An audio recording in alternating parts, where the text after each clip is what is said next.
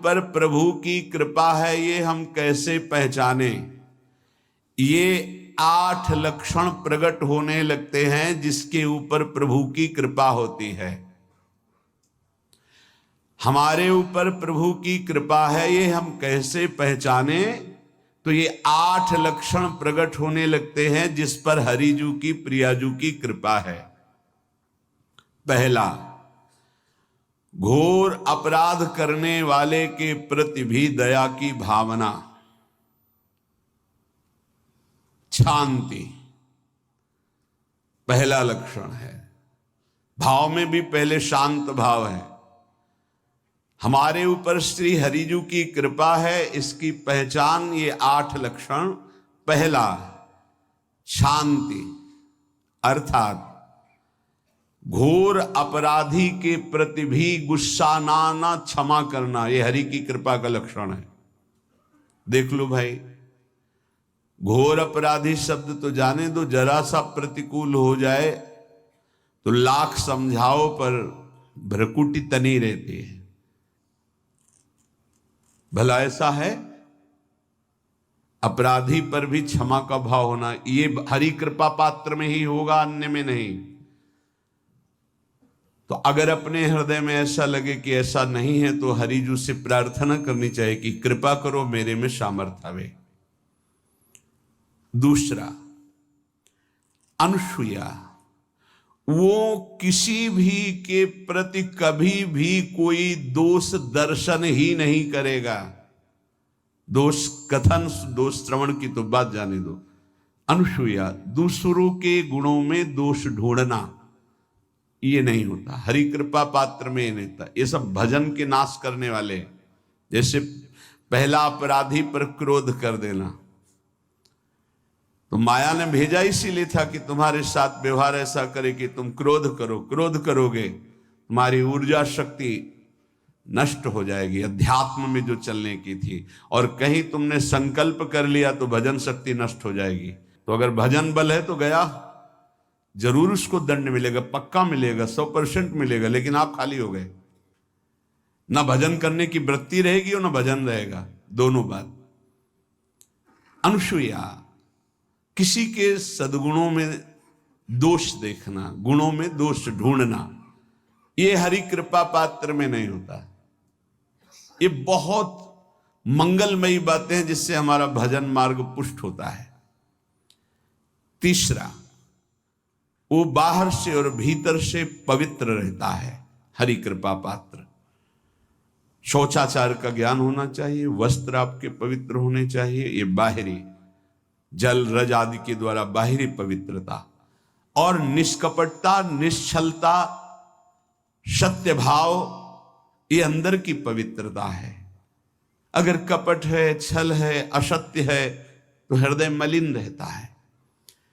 भीतर और बाहर से पवित्र रहना, इसमें खास बात क्या है? भीतर और बाहर से पवित्र रहने में, भीतर और बाहर से सदैव पवित्र कौन रह सकता है?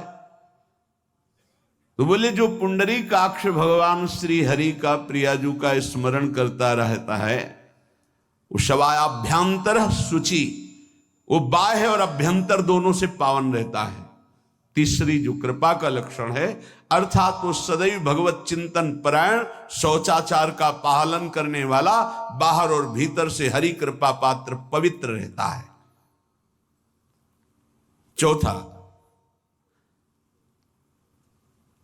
ऐसे कार्यों का अनुष्ठान न करे जिनमें हमारा भजन छूटता है, जिनमें सत्य छूटता है, जिनमें भगवत भाव छूटता है। जैसे आपके ऊपर कृपा हुई, आप भगवत मार्ग में चल रहे हैं, अब आप ऐसे संसारिक कार्यों का अनुष्ठान कर रहे हैं जिनमें आपकी चित्तवृत्ति बिल्कुल भगवत विमुख हो रही, तो जीवन का लाभ क्या होगा? लाभ तो है भगवत स्मरण सहित। जैसे कल एक ने प्रश्न किया कि मैं खाता तो नहीं हूं लेकिन मांस के दुकान में मांस बेचता हूं, होटल आदमी, क्या उचित है? ये उचित कैसे हो सकता है? तुम और भी तो व्यापार कर सकते हो।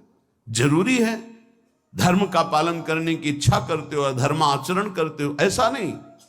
तो विरत बहुकर्मा, उन कर्मों से हमें विरत रहना है जो हमारे धर्म के विरुद्ध है, जो भजन के विरुद्ध है। हरि कृपा पात्र ऐसे कर्मों का अनुष्ठान कर ही नहीं सकता। अपने भजन का फल देखना भगवत कृपा पात्र के, सबको प्रदान कर देना। हिम्मत है? अपने भजन, इतनी मेहनत से किया हुआ भजन, भजन होने के बाद हे प्रभु इस भजन का फल हो, सर्वे भवन्तु सुखिना सर्वे सन्तु निरामयः। यहां तो कहते हैं महाराज एक माला रोज आपके लिए करता हूं कि आपकी बीमारी ठीक रहे, तो शेष किसके लिए करते हो प्रभु? शेष क्या? अगर इष्ट और गुरु के लिए तुम्हारा है कि एक माला करते तो फिर इतनी माला करते तो हमें क्या होगा? सब आपको दे देंगे तो हमें क्या होगा? तभी भजन का रहस्य नहीं जाना। छठवां, अपने भजन से अपने लिए कुछ भी ना चाहना, और दूसरों की तो बात जाने दो, दूसरों से कुछ ना चाहना ये तो ठीक है, अपने भजन से अपने लिए कुछ ना चाहना है हिम्मत। देखो ये हरि कृपा पात्र में हिम्मत होती है। अपना भजन अपने प्रयोग में ना लाना, इसका भी आंतरिक रहस्य है। अपने प्रयोग में आप शरीर को लेकर के बोलेंगे, अगर स्वरूप को लेकर तो प्रयोग की कोई वहां जरूरत ही नहीं, स्वरूप पूर्ण काम है, वहां कोई अभाव नहीं। जब आप कोई भाव अपने लिए करेंगे तो देह भाव होगा, देह भाव से किसी विषय की मांग होगी। विषय पूर्ति भजन का फल नहीं होता, भजन का फल होता विषय निवृत्ति। बहुत जोर की बात है, कैसे समझ में आए? अपने भजन का भी फल अपने लिए नहीं, दूसरों से कुछ चाह रखना तो बात ही जाने दो, भजन से भी कोई अन्य सुख की चाह नहीं हुई। क्या चाहिए? भजन ही बनता रहे, भजन का फल भजन बनता रहे, खूब निरंतर जप करते रहे। सात, किसी भी मान सम्मान कीर्ति पद प्रतिष्ठा के मिलने पर हृदय का असंतुष्ट हो जाना, यह हरि कृपा पात्र का लक्षण होता है। प्रणाम नमस्कार जय हो तो हृदय में असंतुष्ट हो जाना चाहिए। कोई किंचन मात्र अभिमान न उदय हो जाए। प्रभु बचाओ, ये माया की चकाचौंध से बचा लो नाथ। कौन सा अपराध बन गया कि आपकी जय की जगह यहां हमको ऐसा सुनना पड़े।